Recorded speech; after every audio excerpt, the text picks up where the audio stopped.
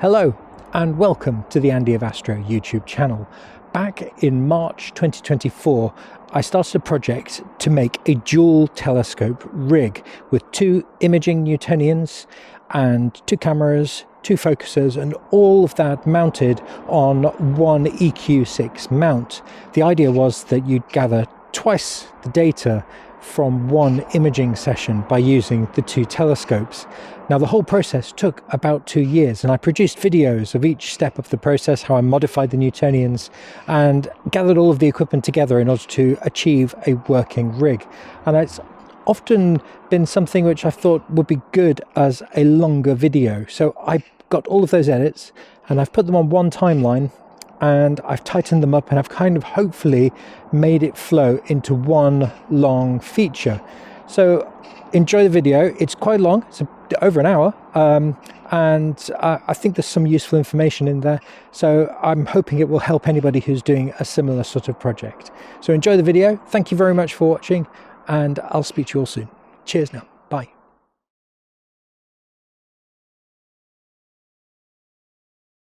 So imagine a 130 PDS like this, and then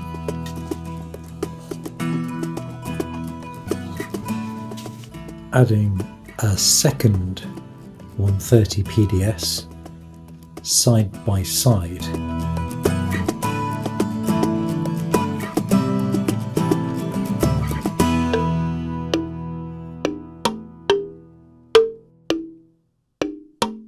Everything you see here is second-hand, give or take a few bits and pieces. I picked up a second 130 PDS scope, which is here. I picked up a second-hand coma corrector. I then 3D printed a new spider for this particular telescope, and also a mirror mask to go on this particular telescope as well. And then I needed to get a Losmandy plate.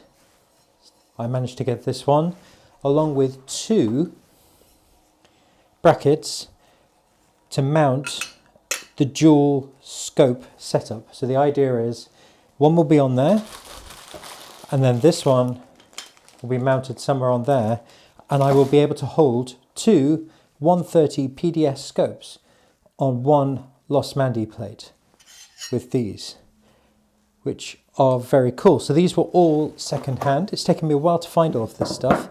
And then this is from actually my 200 PDS, and this will replace the horrible plastic one which we have just here, and luckily these just unscrew, and then the new one will just screw straight onto there, so that we don't have to use this one which causes damage, because these ones have got a proper brass compression ring inside that you can see just there. And then this is proper flocking material, and I'm going to flock the inside of this scope and also my other 130 PDS. I'm going to go through the whole upgrade process on this scope and also on my other scope again, just to get the optical chains absolutely identical. But the first thing I need to do is take this scope apart, and then I'm going to flock the tube. This is the dual telescope project. The whole point of this is to have 2 identical telescopes. I already have a 130 PDS, which I modified, and this is a second-hand 130 PDS, exactly the same model, but slightly older. And in essence, what we're going to do is create a dual imaging rig. Because here in the UK we have very little clear sky time, I thought I would try and create 2 identical telescopes that would double the effective imaging time when I get the opportunity to image. But of course that means picking up everything second-hand and doing it as cheaply as possible. The only thing I don't have so far are the cameras, and I don't know what to do about that at the moment, so I thought what I'd do is just get all of this built, and we'd try and set up the session in Nina. I do have 2 colour cameras at the moment which we could try it with, but they're not the same sensor size, and I don't really know pixel math that well. So anyway, we'll see where we get to. But first things first, I'm going to take this apart and I'm going to flock this tube.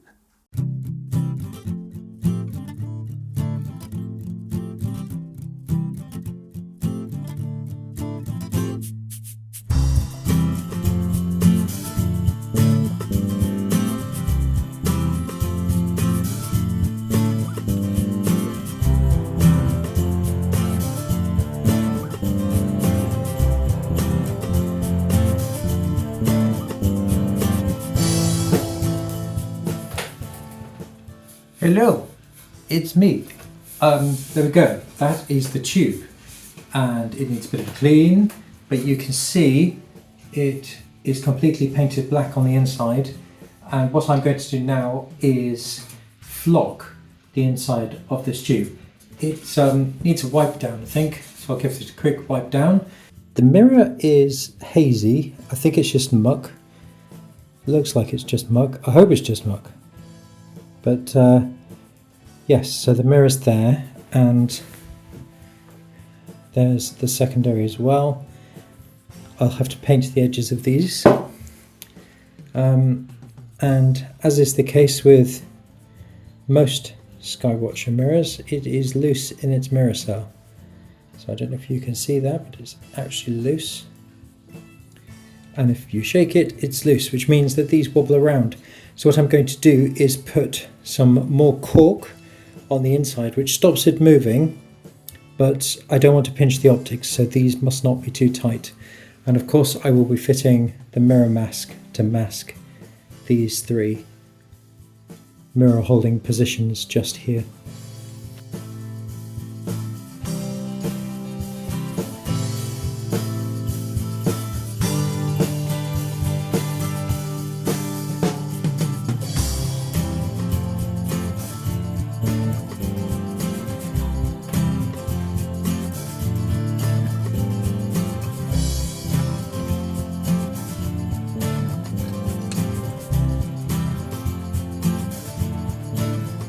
Hello.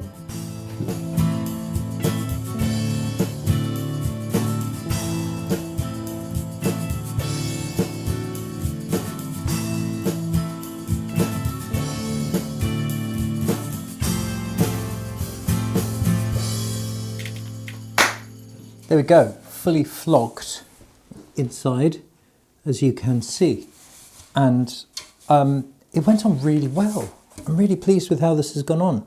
I have left the ends about 1 inch or so. The tolerances are quite small. And of course, you don't want, when you put the primary mirror in, to be struggling with the primary mirror, because that's obviously something you don't want to damage. So that's the tube pretty much modified, and it's been flocked. Here's the primary mirror, and it's got a kind of haze on it. So I'm going to have to give this a bit of a clean.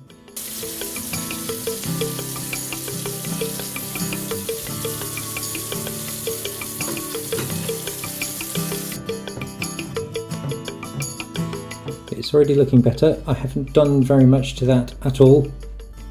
That's just been rinsed in soapy water, and you can see how much better it already is.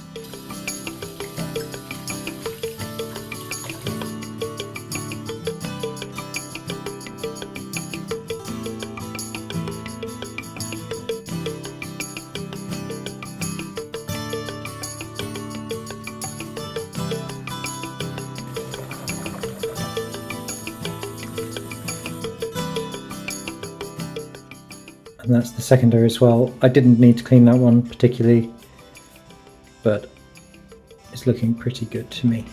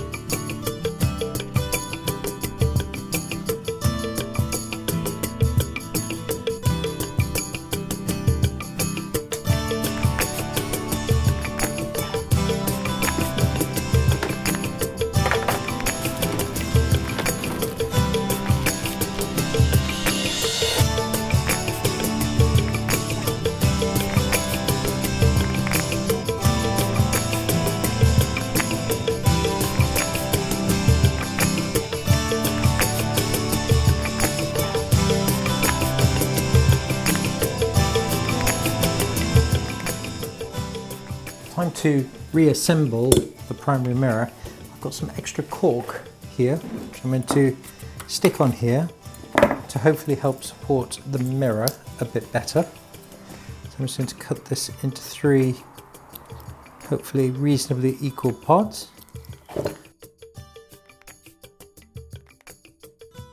There we go. And here is the primary mirror. Let's give it a quick clean. And these are the mirror clips. The only bits I need, these little rubber mirror clips. I just need the screws. I don't need the metal supports. Here is the primary mirror mask.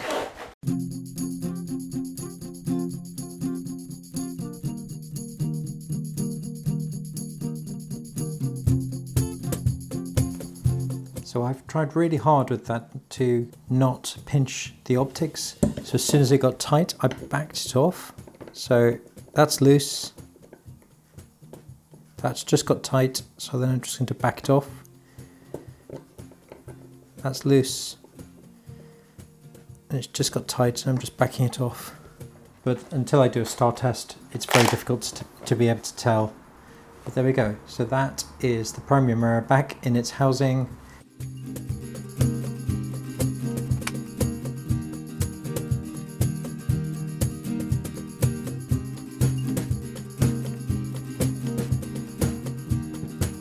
I'm now going to reassemble the focuser. So I've painted the focusing tube. These are all the bits from the focuser. The first thing I want to do is change this.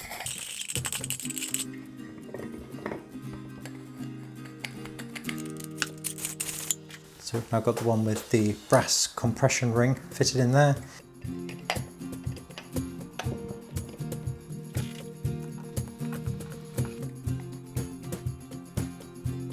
And we've now got the focuser reattached as well. Time to assemble the spider, which has now dried from being painted.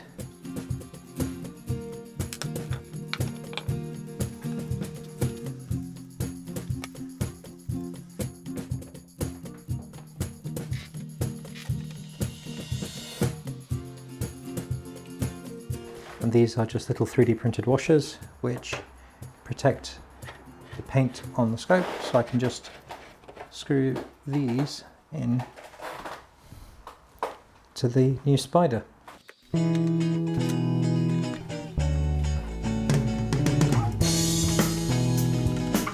130 PDS, modified with a new spider and an aperture mask on the primary mirror, fully flocked and just about ready to test on the mount with its sister scope.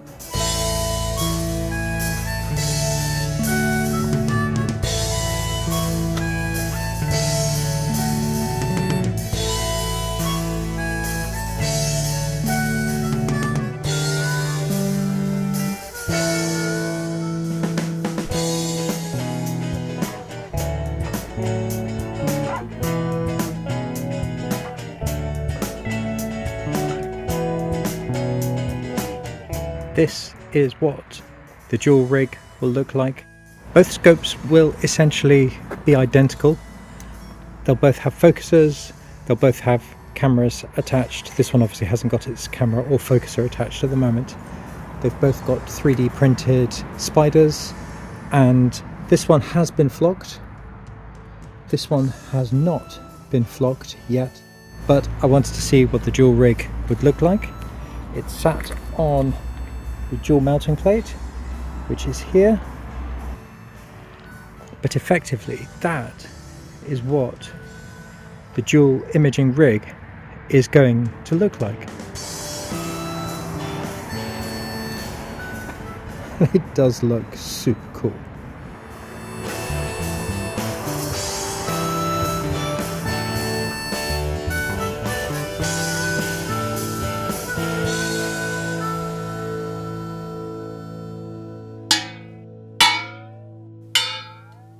This is my 130 PDS, and I've had this a while, and this here is a very nice Pegasus Astro autofocusing unit. Now, for my dual telescope project, I need to have two identical telescopes, and essentially that means having an autofocuser on the second telescope. Now these, in the United Kingdom, are about £250, which is quite a lot of money, I think.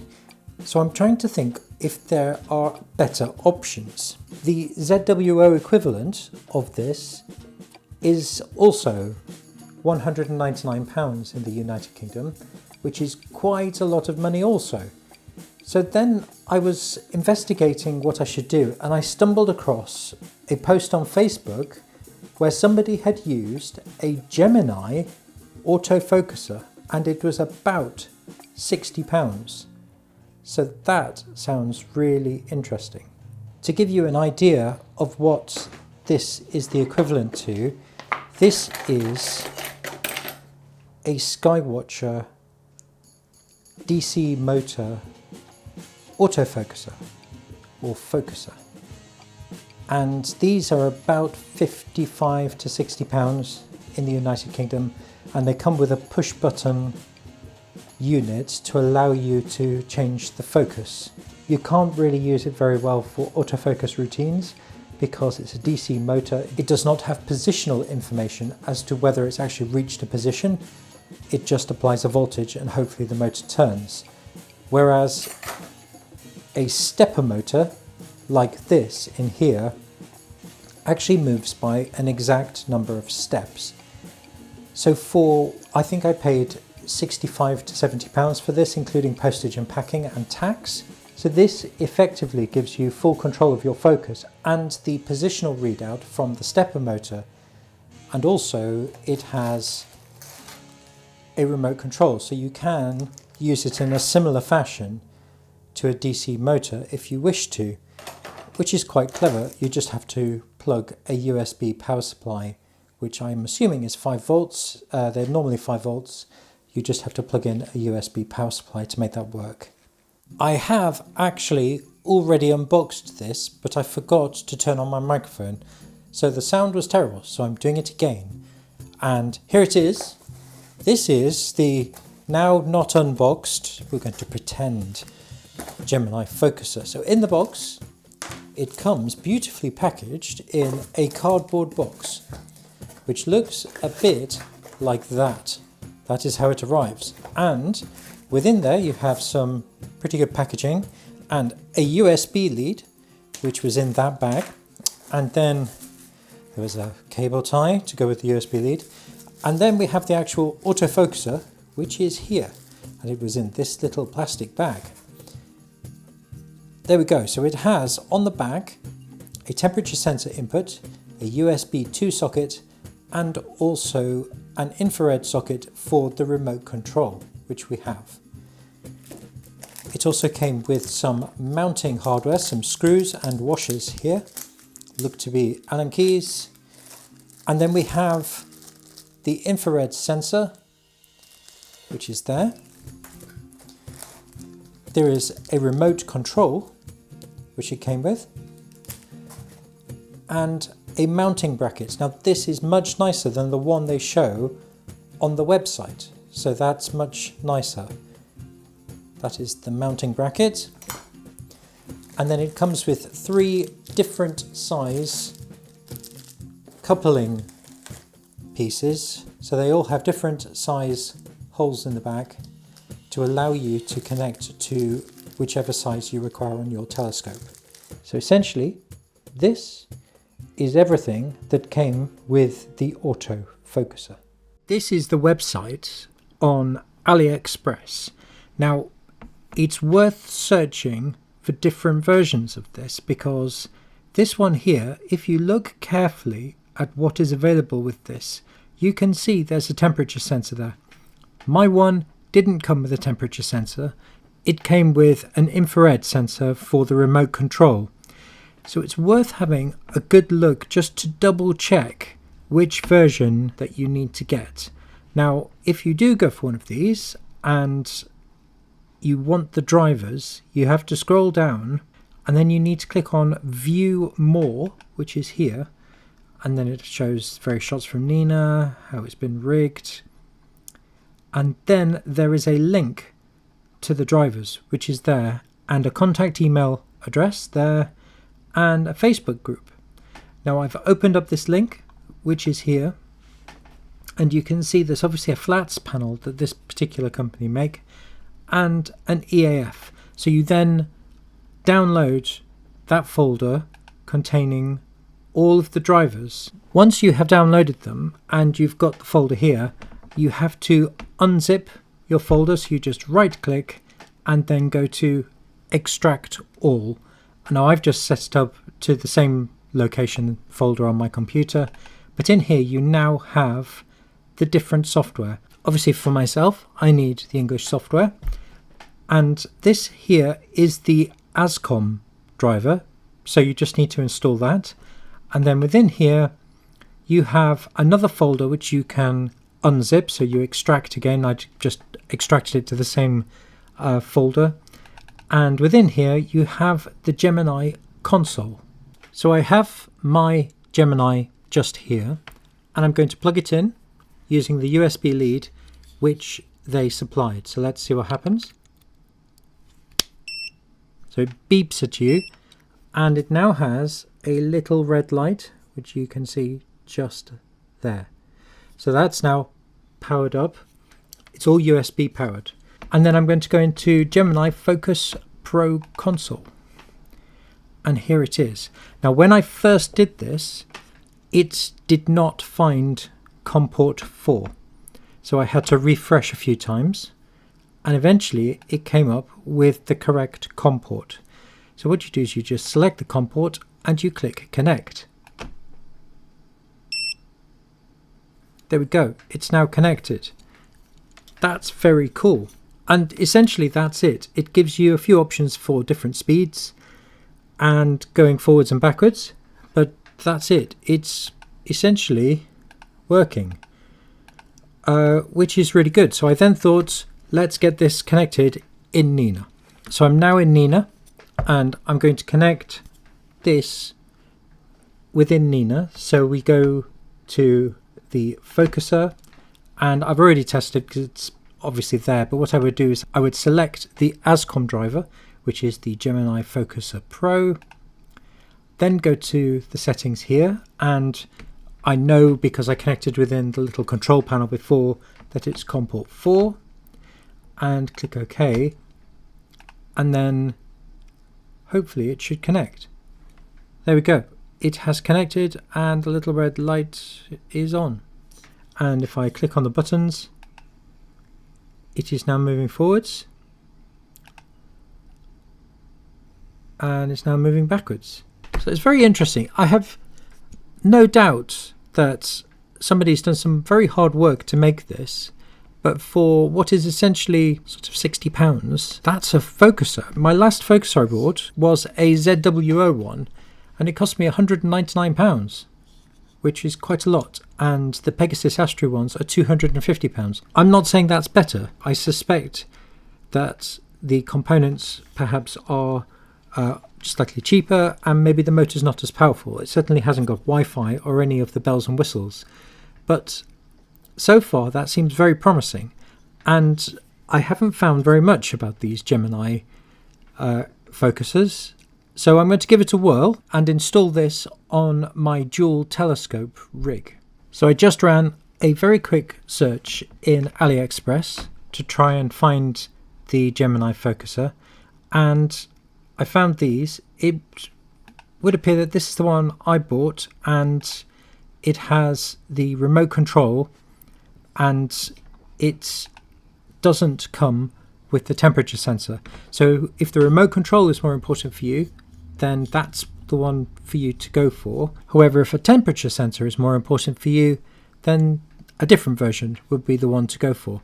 But this is the one I bought, and it arrived really quickly, within about a week and a half, and it seems to work fine.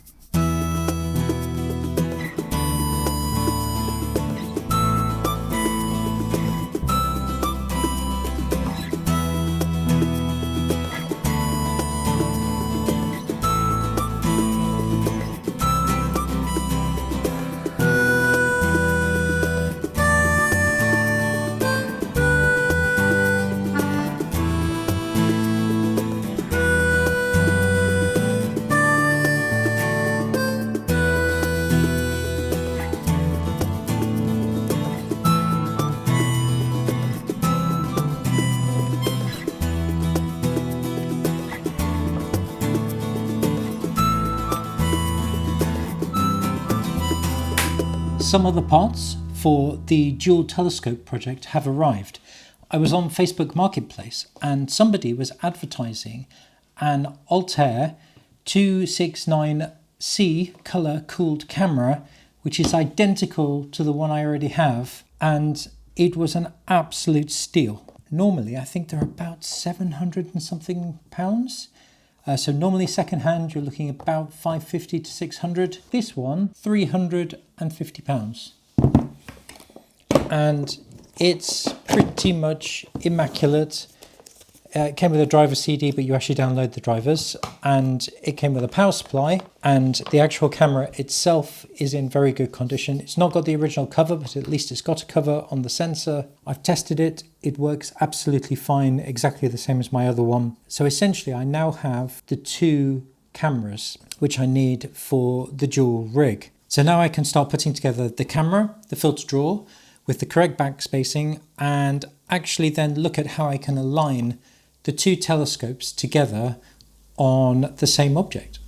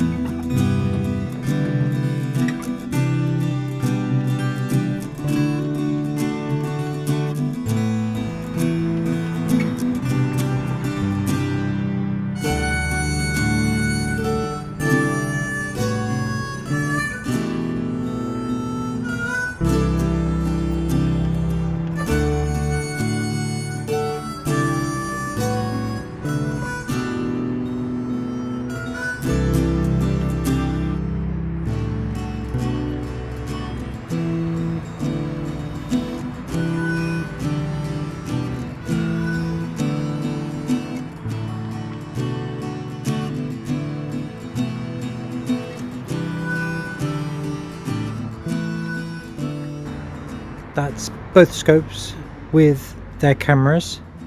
I've tried to align them as much as I can, but my intention is not to do astronomy tonight, but it's to try and get that little TV aerial there, or maybe the one further away over there, in the images in focus on these two cameras, on these two scopes, and see if I can frame the aerial in a similar fashion on both cameras.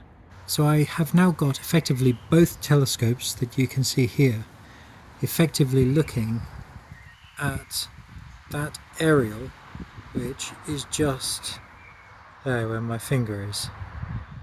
And I've managed to create two different profiles in Nina, one for this scope and this focuser, and this will be the master scope, and then the other for this scope, this camera and this focuser. And let's quickly dive into Nina and we'll have a look at the framing on these, bearing in mind that I'm trying to get them both to see that aerial up there. I've now got two sessions of Nina. I have this one here, which is the master scope, and this is where it's pointing at the moment. So if I take a quick shot, I'm only doing a 0.3 second exposure. So it's taking it, stretching the image, debearing, and there we go. So we can now see that aerial there. Now if I go into the other telescope and take a similar duration, so we take the shot, we can see that the two are not framed together. Now the object is very close and the scopes are obviously sort of separated like that, so to align them perfectly is going to be difficult anyway. So I now need to look at getting them as close as possible, and as it's getting dark I can't do any more at the moment, so I won't be able to see my fixed objects. And I'm sure you've all seen this, but Quiv the Lazy Geek has an amazing video about his dual scope setup. So I've installed in the plugins for Nina, I've installed the synchronization application. I have no idea how to use this at all, so I need to learn how to do this. So I've got as far as getting 2 profiles with 2 cameras. So I've created in options and then profiles, I've got a master profile and a secondary profile here. And then I'm running 2 incidences of Nina. So this one is the master, this one is the secondary. I've installed the synchronization plugin, and I've now been able to connect both focusers, the Gemini focuser and the camera here.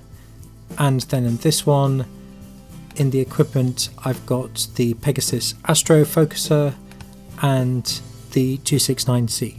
I need to print my dew shield for the secondary scope, and there's a little bit of painting that needs to be done. I've collimated the secondary scope, but it still needs the dew heaters around the mirrors, so I'll have to recollimate once I've fitted those. So I'm getting there. It's baby steps with this one because I think this is going to be quite a complicated project. The lining up of the scopes though is going to be really tricky. Thank you very much for watching. I hope you've enjoyed this video. Please like and subscribe, and I'll try and update you with the next episode as soon as I get it made.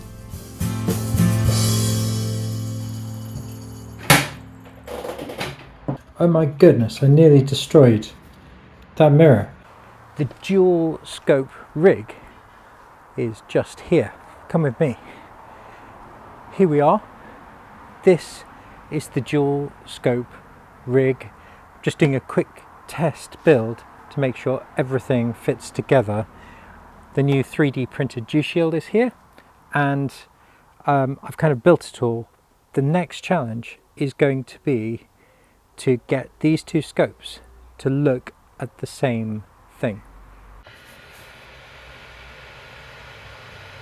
I thought I'd show you the 3D printing of the dew shield. Don't look away.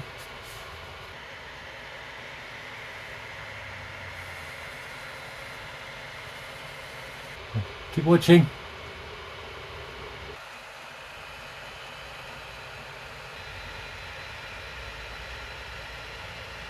Still here.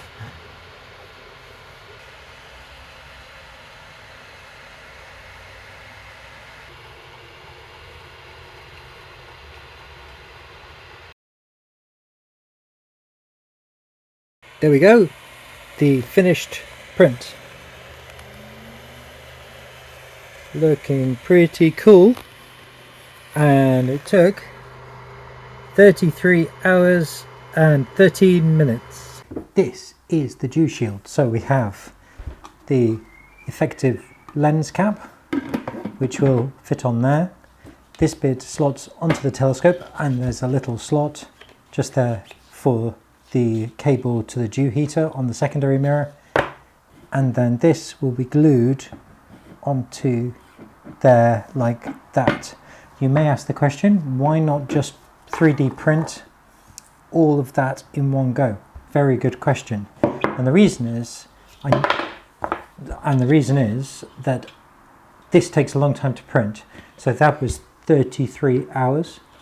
This one was about 12 to 13 hours, and that one was about 7 hours. So I designed this first so that I could make sure that I was making something the correct size in order to fit on a 130 PDS. I will put all of these files, these 3 files, onto Thingiverse, and then if you guys wish to print your own, go for it. My printer is quite slow, but if you have a faster printer, it will obviously be quicker. But do bear in mind, so it's about 33 plus the 15, 16 hours plus 7 hours. It's a long print, but it's pretty good. And it's not too heavy. So it just glues together. You just use super glue or cyanoacrylate, exactly the same stuff. But you will see that there is some shiny bits in there from the stepper motor steps as it goes round. So this has to be flocked as well. And also you need to put some flocking material on the sides here, so that will stay in. So obviously it's loose without that. So you flock in the inside and then you put a little bit of flocking material around so it's effectively friction fit. And this as well, put some flocking material in there so it nicely fits on your telescope.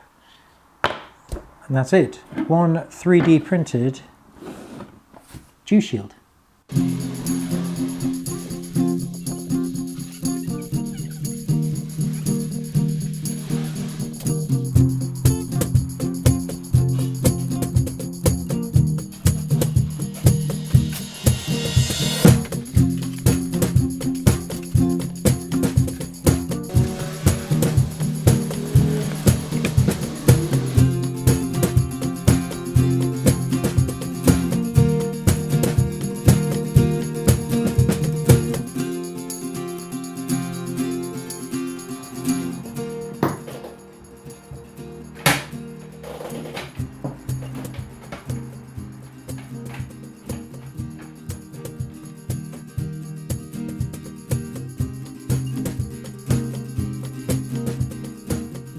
I just made a huge mistake.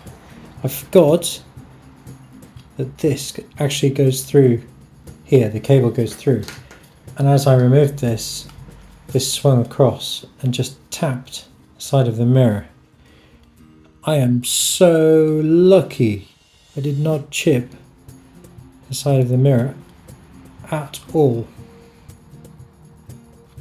It's absolutely perfect. Oh my goodness, I nearly destroyed that mirror and I'd have had to buy a new one, which would have been a nightmare. Anyway, gosh, that was really lucky.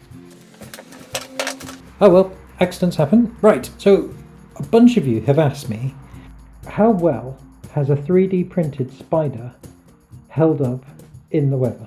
I have to say it's held up far better than the original spider which was fitted on this, and the scope keeps its collimation, which is what this is all about.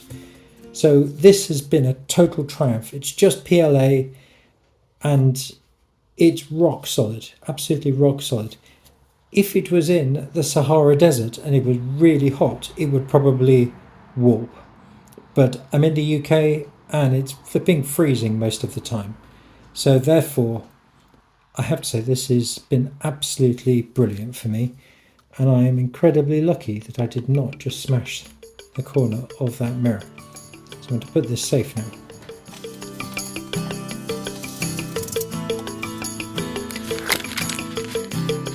There we go, that's everything removed. What I'm going to do now, my slightly dusty telescope, because it's not been used for a week or two, you can see it has no flocking material in, so I am now going to flock this tube and also flock the new 3D printed one, and that's the original 3D printed one, and you can instantly see the difference. That's been flocked, this one has not, so you can see the difference that the flocking material makes.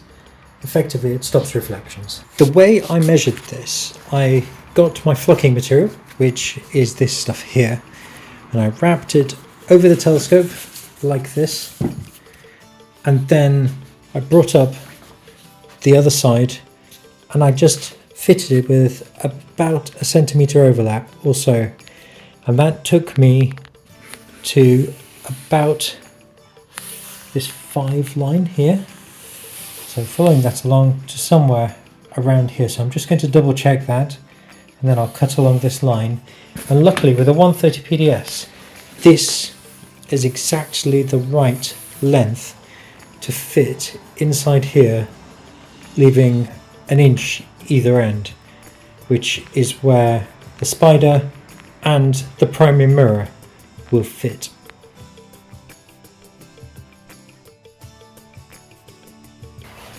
So you can see it's the perfect size for this particular scope, this stuff. Just there, that's where the circle of metal is joined there at this seam. So I'm going to follow this seam with the flocking material all the way along there as a kind of marker, which allows me to align the flocking material perfectly within the tube.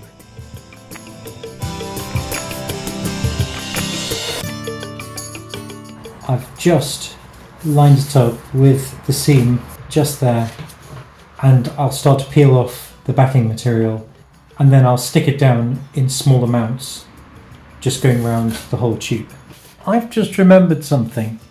It's much easier to flock a telescope without the focuser on, or the finder scope bracket. I think I will take those off too.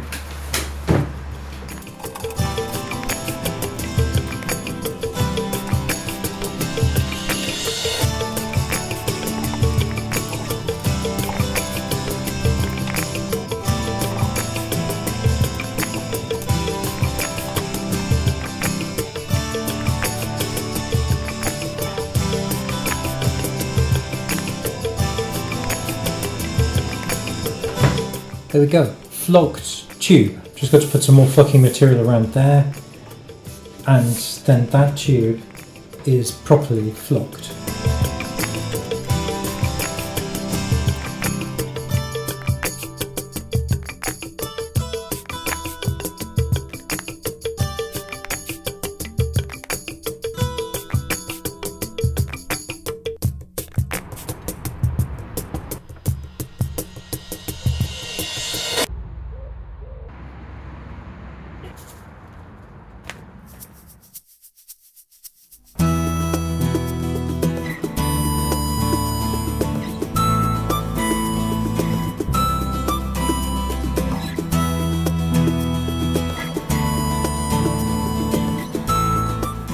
These are the two 130 PDSs. They are pretty much identical now. All I've got to do is put the dew heater on the base here, fit the dew heater to the secondary mirror, and collimate both of the scopes, and then we're done. That's it. That's the build complete. So the next step is, how do we get these two pointing at the same object? Now, somebody suggested something very interesting. Laser pointers. And I don't know how effective this is going to be, but basically we have a laser and another laser just here. And somebody suggested mounting two laser pointers on the scopes. I don't know, something like that. Or maybe on the finder shoe bracket, 3D printing something, so that there, if you put it on the other finder shoe bracket, which is just here, and then had them permanently switched on, and then pointed this at an object such as the shed over there, you could then potentially adjust this so that both laser pointers were pointing at the same object. I thought that was quite a clever idea. I've got these two dovetails here, and theoretically you could mount them like that in a very crude fashion, and when you switch them both on, you could see whether they are pointing at the same subject, and if they're not, you could adjust the mounting. This is going to be the hardest part of this entire project, getting these two scopes to point at the same part of space. If you recall, with the dual scope project, one of the key challenges is getting both telescopes to look at exactly the same part of the sky. Now, I am not in an observatory situation. I have to bring everything in, either because it's raining, or because the night has finished, or because I'm not going to be there to look after it. So it was important that I could rig and de-rig every day and get the scopes aligned so that they looked basically the same thing. And I did some online research, and I found this thing here. This is the Losmandy plate, which holds my two scopes. This is one side and this is the other side. And this beautifully engineered piece of aluminium has the ability to lift the scope up and down using that knob, and from left to right. So basically it's an alt azimuth adjustment, and you can see there, this great big knob here allows me to change the entire plate from left to right, and it can hold a massive amount of weight. I mean, huge amount of weight. This will allow me to clamp one scope in there and another scope in there on a Lost Mandy plate, and I will then be able to align this saddle so that both scopes look at the same thing through twiddling some big aluminium knobs. And that was made by JTD Astro, and it cost an absolute fortune. So yes, and yes, I could have spent a very long time aligning these and then clamping the scope, or putting shims in and then clamping the scope, but I would never have been able to get it consistent. This will hopefully allow me to align the scope perfectly and adjust it and lock it off, and then have a repeatable alignment every time I de-rig and re-rig the scope. I may just have to do a little tweak like you would with your polar alignment. I'll have to do some basic scope alignment, but this saddle is the one that I have chosen. There is another very similar saddle from ADM, which is almost the same design and is able to take a large load as well. I chose this one because it was easy to get in the UK, and also it's made by a British company and I wanted to support a British company. So therefore I went for this one.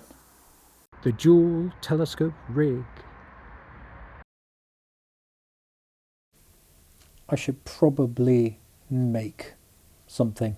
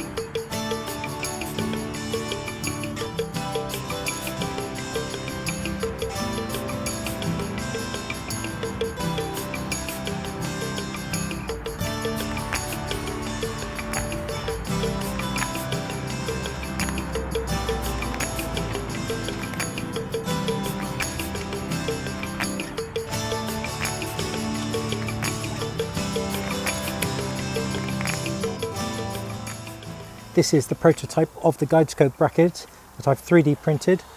It's not quite right yet. You can see it moves slightly, but that's okay. It's just not finished.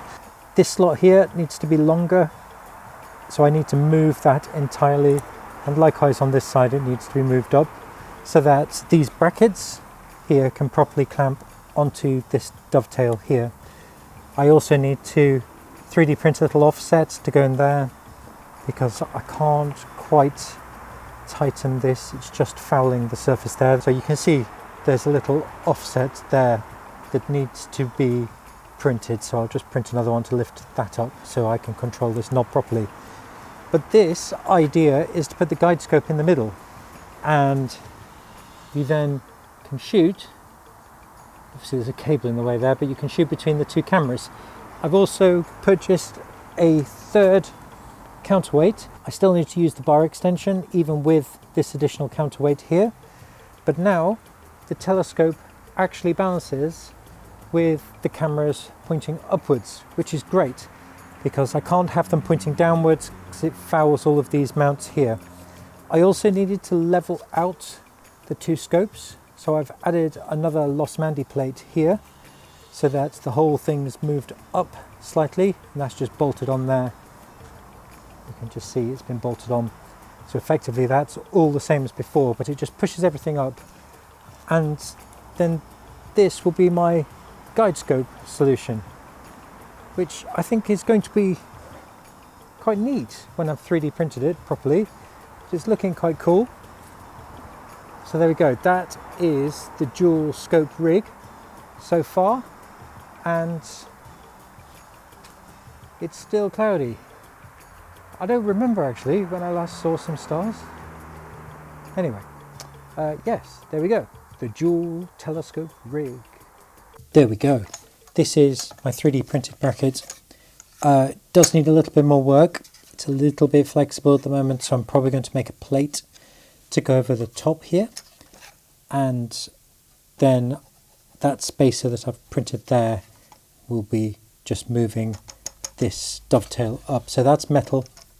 Obviously these are eBay specials for the clamps.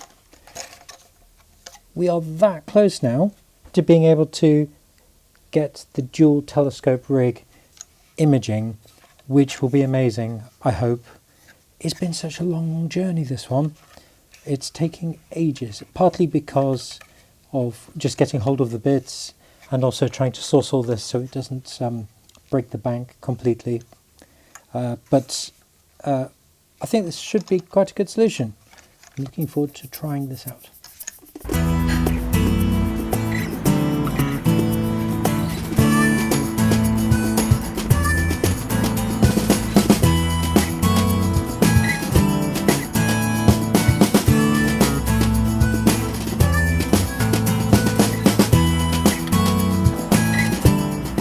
Dual telescope rig is currently imaging.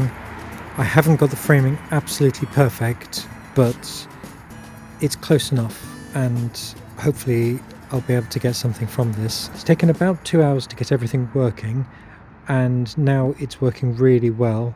Guiding has settled and it's really good guiding now, and it's so clear this evening. So I'm going to leave this, and then tomorrow morning it should hopefully be parked.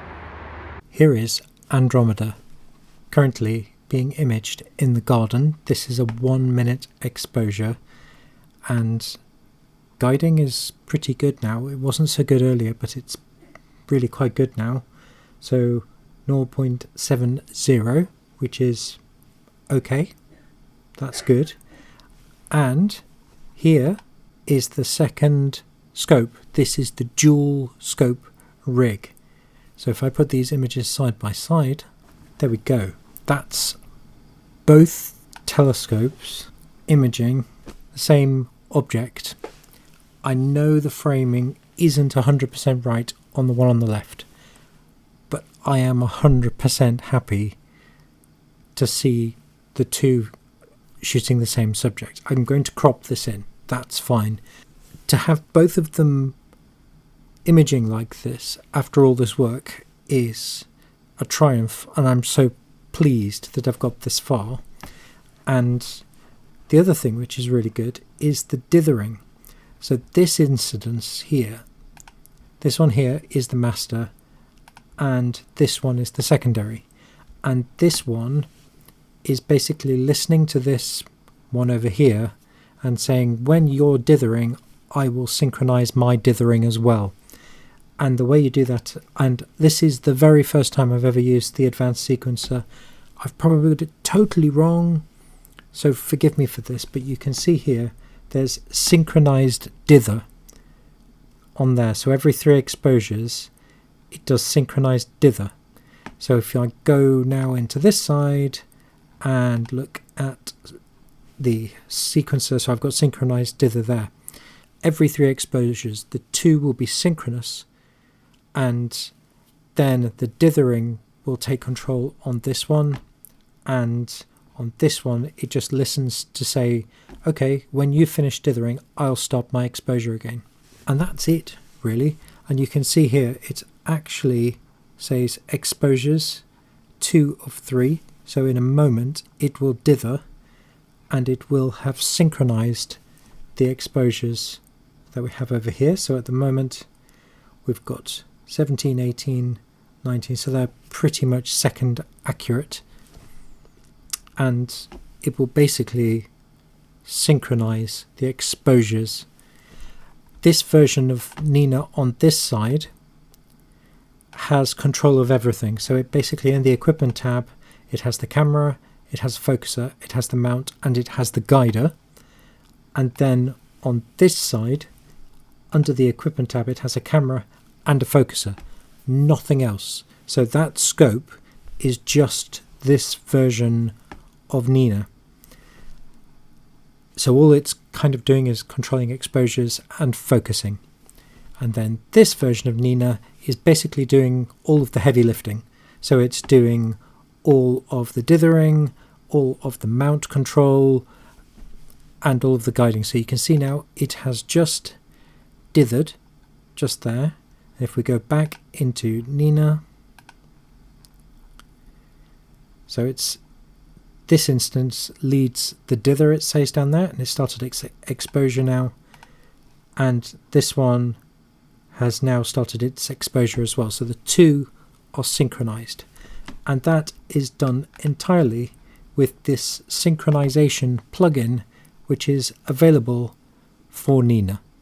I'm quite pleased with this guiding, and the reason I'm quite pleased is because of the sheer amount of weight that my AZ-EQ6 is carrying. It's carrying 2 telescopes, 2 cameras, 2 focusers, 2 dew shields, guide scope, and also I think the weights are 2.5 kilos. So it's got 4, 6, I think it's 7.5 kilos of counterweights.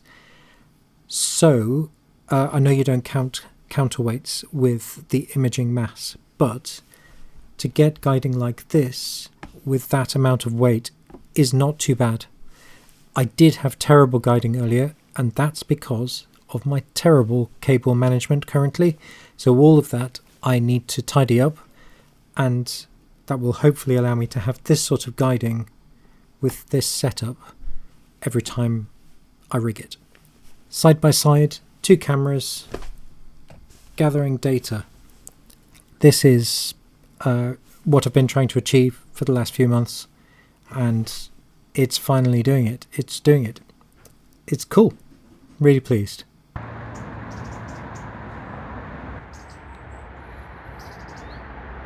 It's about 20 past 7 and I've just been frantically drying the telescope. Unfortunately, it rained and I've had to dry everything off. I've turned the power off and shut the computer down and shut everything down, but you can see that's the last little bit there.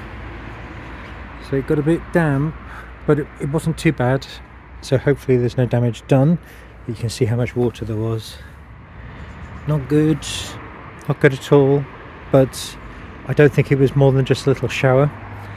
So I reprinted this bracket.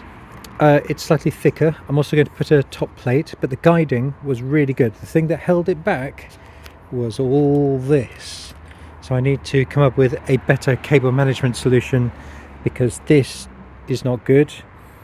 So when it was over on the west side, guiding was awful, and then over on the right side it was really good because that's where the cables were slack. So obviously cable management is holding it back at the moment, and I think it's okay. So first night of imaging done. I'll bring all of this in now. I need to take some calibration frames first though, and then we can see what the results are. Here we are in PixInsight, and this is the stacked frame, which we'll look at in just a second. Let's have a quick look at the files though. It kind of got quite complicated for this bit. So what I had to do, I had 2 nights and I've got 2 cameras. So that gives effectively 4 folders of data. Now the first camera, camera 1, is here, and I've got the 2 nights, and I filtered through all of the data and got rid of the ones that were rubbish. So the first night I had all of these here, which were good. And then on the second night, I had all of these which were bad. These were all bad frames. And then I had all of these that were good. You can see here. And then for the other camera, I had exactly the same. So basically the secondary camera here, I've got the 2 nights and a bunch of bad ones, some good ones, and a bunch of bad ones and some good ones for the second night. And then for each camera I've got bias, dog flats and dogs as well. They're just not in this folder. And for this one here I've got exactly the same: flats, dog flats, and bias, and then dogs as well. So they're all there, and I put all of those into Deep Sky Stacker. I use Deep Sky Stacker because it's quick and it gives me an indication very quickly if I've completely messed up. Whereas if I use PixInsight, it can take a very long time, and if I make a mistake, that's time that's potentially wasted. So I want to make sure everything works, and Deep Sky Stacker allows me to do that really, really easily. Now, it stacked everything together, and this is the result. So let's have a quick look. So this is an unlinked stretch of the autosave from Deep Sky Stacker. So that is the auto stretch. Now, interestingly, when you look at this, my framing is off. You can visibly see there is a square going along there, which is off. So the 2 scopes are not looking at the same part of space. And I think what I did was I adjusted it on the second night. So what I've had to do is crop in quite a lot in order to get some usable information. So if I just go processes, all processes, and to dynamic crop, the area that I was pretty much able to use was from that star there, and then if I just rotate this,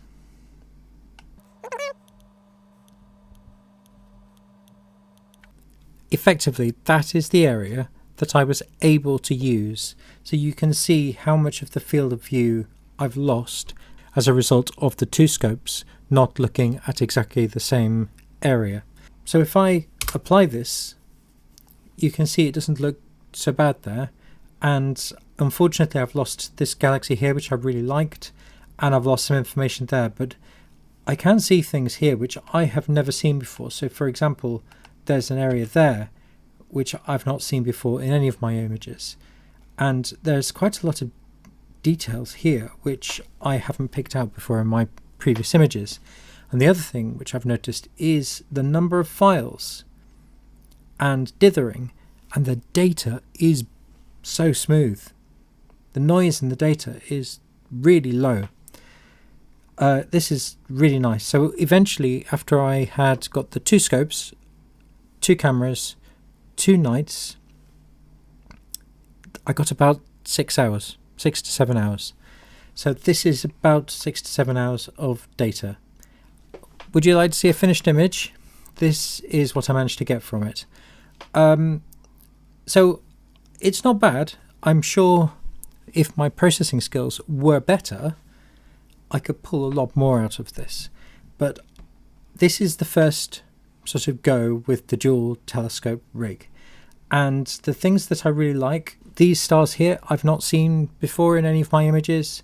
And also some of the little red details there, I've not seen before as well. It's okay. It's okay. It's not bad, but it's not amazing. And so you can see here from the framing of these two that I've had to crop an enormous amount out. I've lost that lovely galaxy, and there's loads of stuff around the edges which I've had to lose as well. But essentially that's okay. I think as a first go, I've learned a lot of lessons from this, and I'm absolutely sure that it can only get better from this point onwards.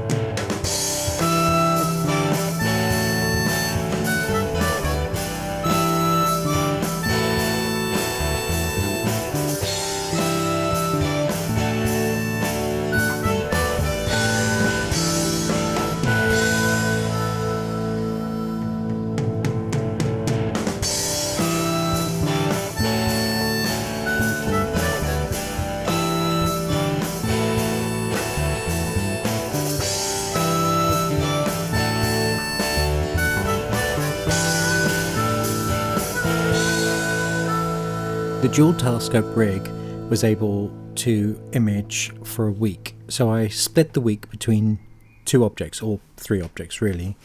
I went for M101 and M81 and M82, and I basically took as many hours as I could on each. The data which I got from M81 and M82, so if we have a quick look here, this is the primary scope, and it did a really good job. I'm really pleased with what this data is showing, and this is the secondary. So you can see from these two that the framing is different.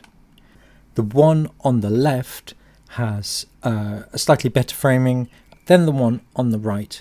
So in order to join these two images together, what you have to do is star alignment. This is the star alignment tool. The first thing that you have to do in the star alignment tool is give it a file to work from. So in this case, I select file here and then navigate to one of the lights. So I'm just going to choose, because I know this is the correct one, I'm just going to choose one of the lights that I used. So that'll be absolutely fine. So it's got a reference image now.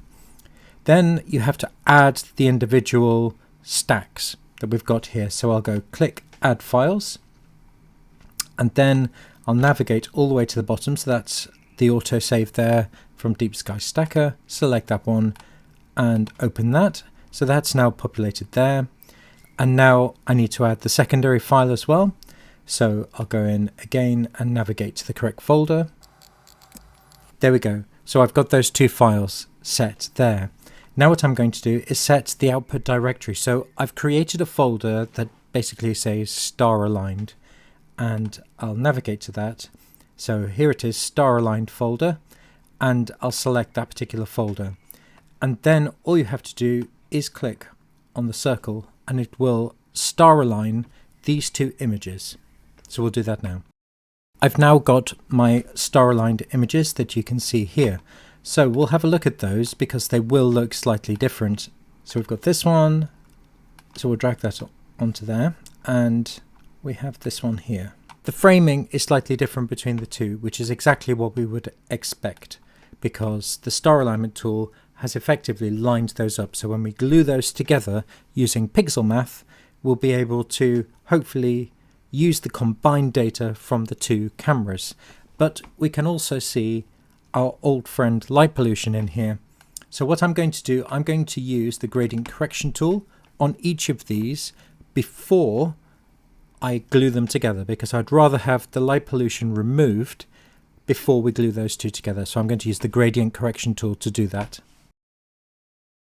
There we go. So the gradient correction tool has now been used. I'm now going to go into Pixel Math and we're going to glue these two together. the images I want are just image 3 and image 4 glued together. So I'm just going to go image 3 plus image 4, and that's my expression, nothing else at all.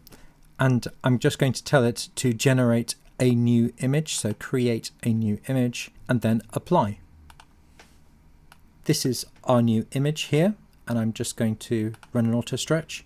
So that is the combined data from the two cameras.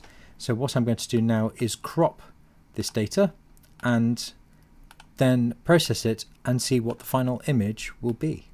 This is the first time that I feel the data from the dual telescope rig really began to sing. Everything worked. I managed to align the scopes together, I managed to gather loads of data, and everything stacked and it processed well. I was really pleased, really pleased. It showed that the capability of the scope, if you can have enough time to rig it, set it up, get it all working properly, it can deliver some amazing results.